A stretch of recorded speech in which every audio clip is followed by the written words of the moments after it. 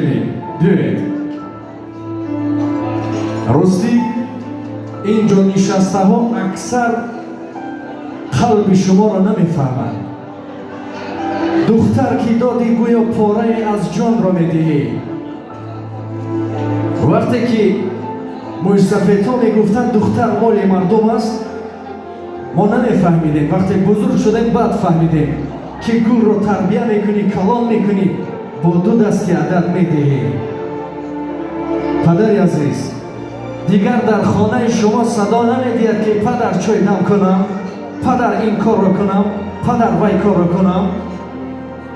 چون گفتیم بسیار دشوار است، اما چگونه که از خانه مردم دختر آوردیم همین گونه دختر میدهیم.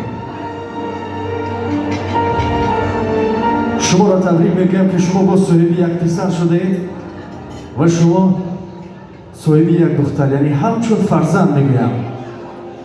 مادرها کجا هستند؟